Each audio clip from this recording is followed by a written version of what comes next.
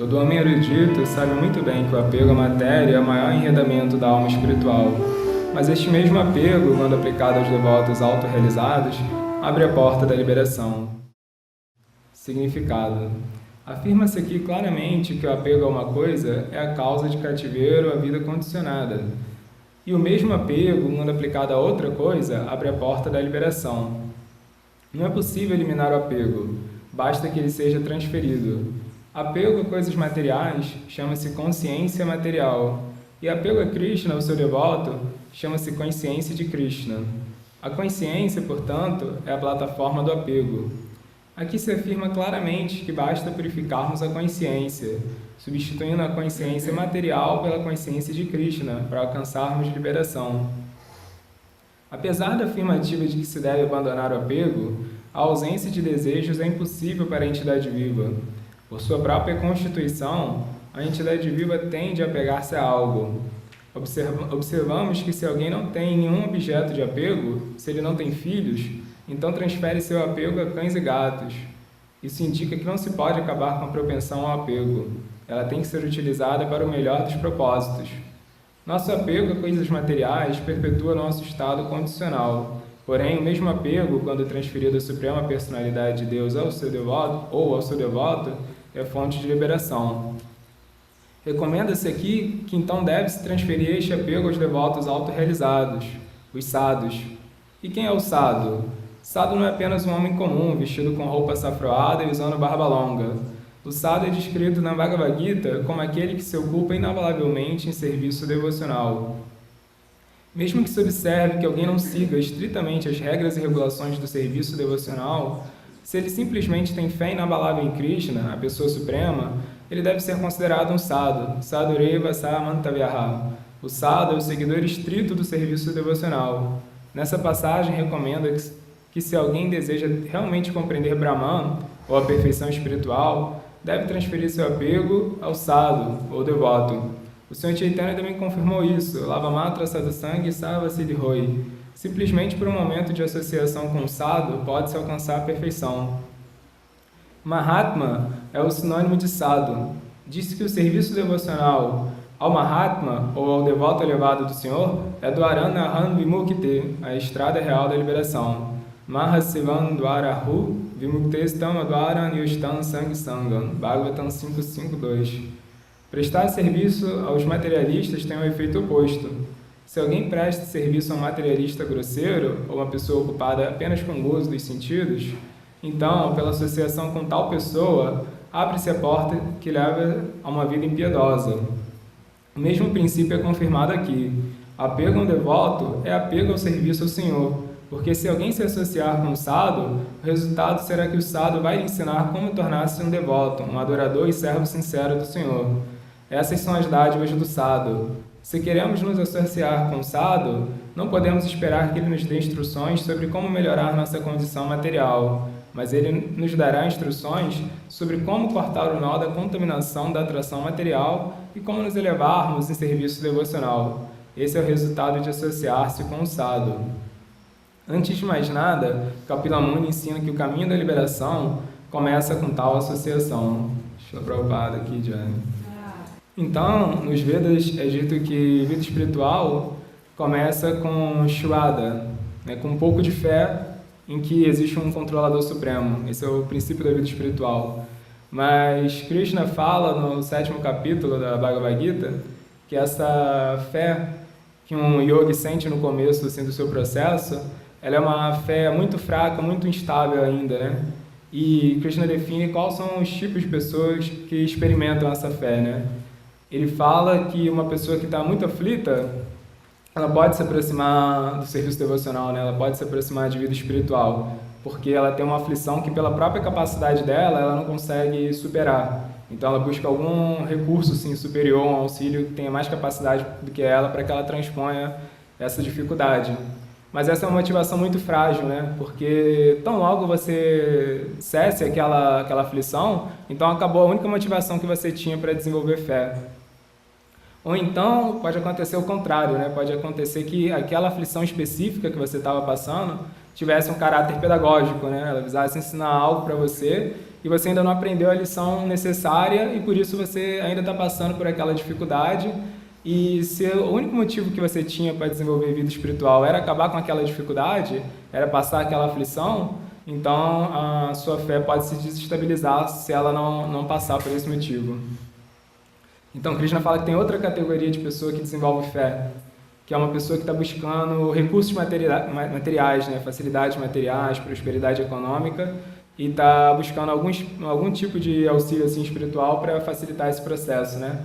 Então, essa também não é uma boa motivação, segundo Krishna, né? Porque se você consegue esses recursos, então o tempo, a energia que você estava gastando com vida espiritual, agora você vai ter que parar de gastar para poder usar os recursos que você estava buscando. E se você não conseguia obter aqueles recursos materiais porque você não ia fazer um bom uso deles, né, e esse era o motivo pelo qual você não conseguia eles, você vai continuar não conseguindo.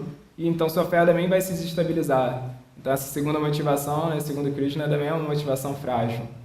Então Krishna fala que tem aquelas pessoas que buscam vida espiritual por curiosidade, mas curiosidade também passa. Agora, Krishna fala que tem uma quarta categoria de pessoa, que é o sábio. O sábio, sim, a fé dele é estável, porque ele já entendeu que nenhum tipo de elemento externo a ele, nada relacionado à matéria, pode realmente satisfazer as necessidades da alma dele. Então, esse aí sim, a fé dele é estável porque é enriquecida com conhecimento prático, né? Um conhecimento realizado de que a matéria não pode dar a satisfação que a alma está buscando.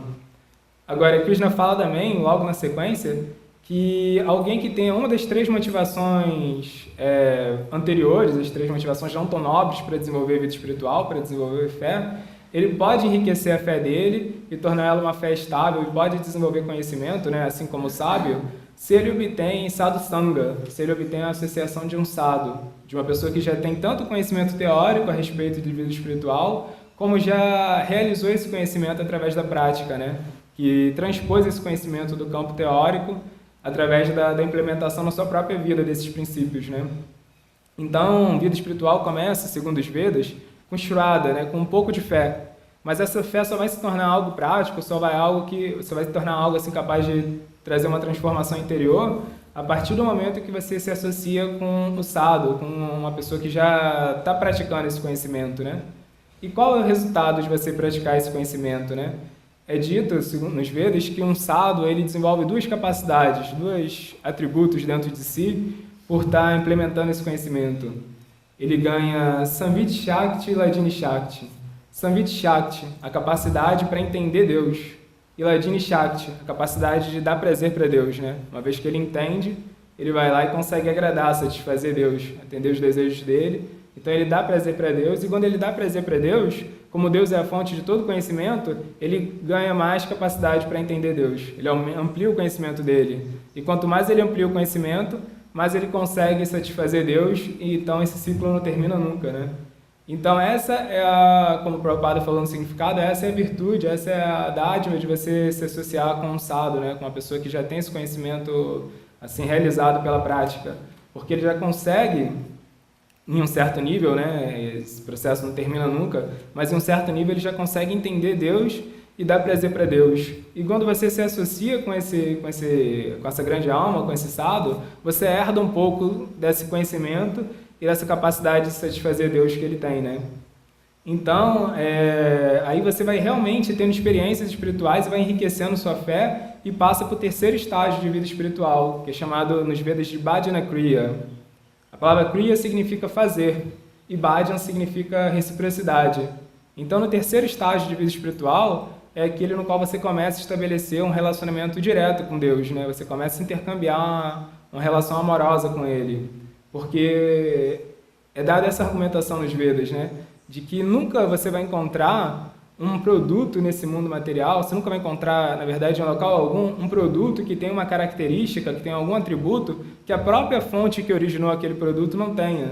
Então, se nós temos personalidade, individualidade, isso é o que nós temos de mais importante assim na nossa existência, se essa é a marca assim distintiva da nossa consciência, então a fonte que nos originou também tem que ser dotada de individualidade, também tem que ser dotada de consciência, e essa consciência, essa personalidade da nossa fonte tem que ser o principal atributo dela.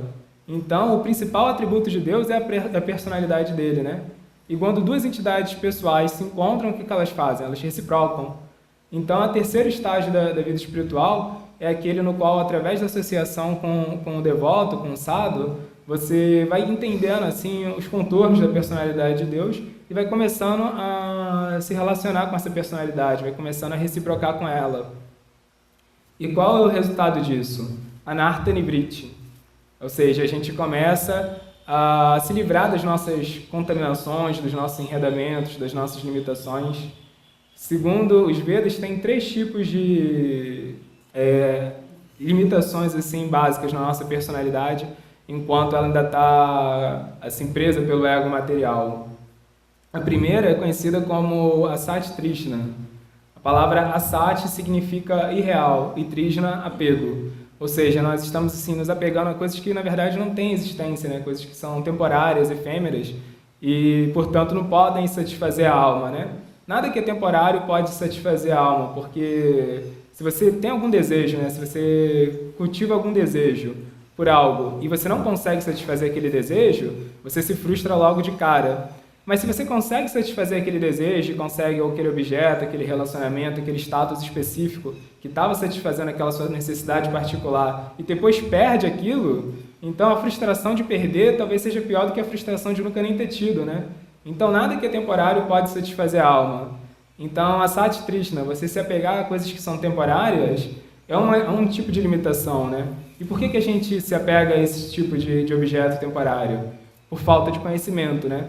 Então, a primeira limitação é a ignorância. O primeiro tipo de enredamento da alma nesse mundo é a ignorância.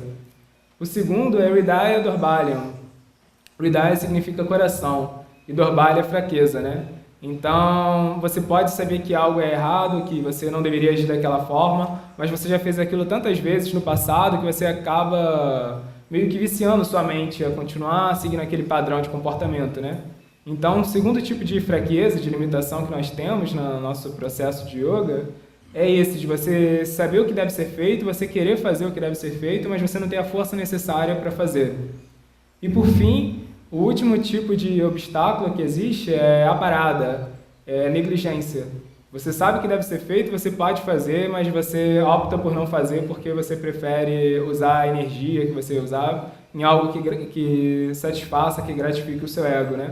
Então, essas 3 limitações, né, a falta de conhecimento, a falta de força e a negligência, elas são as principais limitações na vida espiritual de alguém. E o resultado de você se associar com o sadhu é que essas limitações elas começam a se tornar bem visíveis e você pode trabalhar com elas, né? Se você estiver interessado nisso, você pode realmente se esforçar para remover elas. Porque sem a associação do sadhu, muitas vezes essas limitações ficam tão fundidas na nossa personalidade, que está sendo cultivada durante vidas e vidas, na nossa personalidade material, que você simplesmente não consegue identificar essas fraquezas, né? Então, essa é outra característica da sadhusanga, da associação com uma alma já avançada espiritualmente, né? Que você consegue perceber suas fraquezas para poder lidar com elas. E na medida que você remove essas fraquezas, essas limitações, né? Esses condicionamentos, o resultado é nishta. Você vai se tornando fixo na vida espiritual, porque a influência da paixão, da ignorância vão cedendo na sua personalidade e você vai cultivando cada vez mais bondade, harmonia, equilíbrio. E aí o resultado de você se tornar estável assim, no seu processo é que você já não depende tanto de uma satisfação externa a você, né? Você já não depende tanto que o processo seja agradável externamente, porque internamente você já está desfrutando de uma felicidade que é muito superior do que qualquer objeto material poderia te dar, né? E aí, o resultado de você se tornar fixo na sua prática, os Vedas falam que você alcança a 6ª etapa de vida espiritual, que é chamado Ruchi, que é quando você realmente começa a sentir um prazer, um sabor na sua prática espiritual, que excede os prazeres materiais, né? Que supera os prazeres materiais, né? Que foi o que o Maharaj falou ontem na aula de noite, né? Krishna ele fala 2 vezes sobre esse prazer da vida espiritual na Bhagavad Gita. Uma é no capítulo 9, que ele define a vida espiritual como Susukam Kartum Avyayam, ou seja, como algo que é muito, muito alegre, né? Porque todo prazer material é limitado, né, a um determinado local, assim, uma determinada situação específica. E quando você sai daquela situação prazerosa, o prazer se esvai. mas o prazer espiritual não, né? Porque a definição da energia espiritual é que a energia espiritual ela é eterna, plena de conhecimento e plena de felicidade. Então, uma experiência espiritual, mesmo quando ela acaba, ela guarda dentro dela a semente para mudar a sua consciência, para que você tenha novas experiências espirituais no futuro e desfrute novamente daquele prazer, né? E depois, no capítulo 18, Krishna define também a vida espiritual como Brahma Bhuta Pasanatma, né? Uma vez que você alcança a plataforma de conhecimento espiritual, você sente Prasanatma, você sente experiências que vêm diretamente da alma, né? Então, mesmo se as situações externas são aflitivas, se elas não são boas, você encara tudo isso como algo pedagógico, né? Você encara essas situações aparentemente desfavoráveis como sendo uma lição que você deve aprender. Então você já não fica tão preso no aspecto externo da sua vida, né? Se ela está favorável ou não. Você começa a desfrutar dentro de você porque você desenvolveu conhecimento. E aí, como você consegue desenvolver cada vez mais prazer na vida espiritual, alcança-se a 7ª etapa da vida espiritual, que é chamada a Shakti. Você começa a desenvolver um apego muito forte por Deus, né? Porque cada situação na sua vida está sendo prazerosa e a consequência natural do prazer é o apego, né? Sempre que você experimenta prazer numa situação, num determinado tipo de atitude, você vai se apegando àquele tipo de situação. E se o contato com Deus está te dando prazer, então você vai se apegando cada vez mais a Ele. E quando esse prazer se torna tão intenso, aí alcança-se bhava, alcança-se o ponto no qual o amor por Deus ele realmente irrompe na alma. E aí, por fim, né, quando esse amor toma conta da alma, o sintoma disso é descrito pelo Sr. Brahma, né? Ele diz: Premandjana Churita Bhakti Vilochanena Shanta Swarei Varidaeshu Vilokayanti Yanshama Sundara Machincha Gunaswarupam Govinda Dipur Shantabaham Madhyami. Que aquelas almas que se tornaram pacíficas, né, porque se tornaram autocontroladas pelo processo do yoga, elas untam seus olhos com o bálsamo do amor a Deus. E então elas conseguem ver a bela forma de Deus, né, chama Sundara, em cada circunstância, né? Elas conseguem sentir que Deus está controlando todas as circunstâncias e fazendo o que é melhor para ela.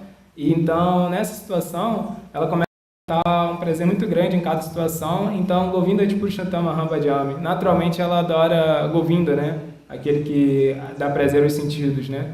Então, nesse estágio, você fica saturado da experiência de Deus. Você começa a sentir o contato com Deus em cada circunstância e, naturalmente, você atinge prema, né? O estágio de amor puro por Deus, que é o tão almejado, assim, estágio final da vida espiritual. Mas todos esses estágios, né? O primeiro estágio no qual você começa a lidar com Deus, o segundo estágio no qual você começa a trabalhar com suas limitações internas, depois quando você se torna fixo, estável na vida espiritual, quando você experimenta prazer, apego, e por fim quando o seu amor por Deus irrompe, em todos esses estágios, o ponto principal para que você se desenvolva em todos eles é sadhusanga, é a associação com o devoto. Porque se não fosse por ele, se não fosse pela ajuda de uma pessoa que já realizou esse conhecimento, ele ficaria apenas preso no plano teórico, né? Se a gente contasse apenas só com as escrituras, com essa informação realizada das escrituras, a gente não ia conseguir substanciar esse conhecimento, né?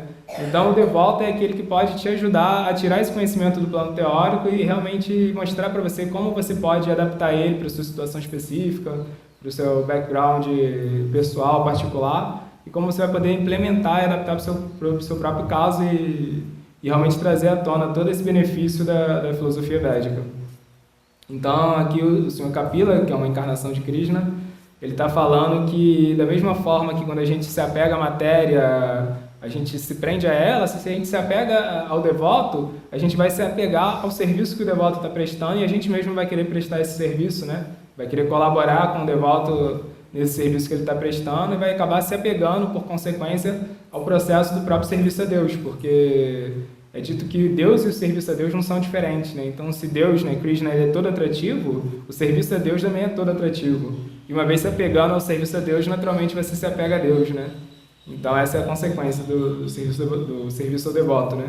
E aqui Kapila Deva está falando que ele que abre as portas para a liberação e, consequentemente, ele que abre as portas para o serviço devocional.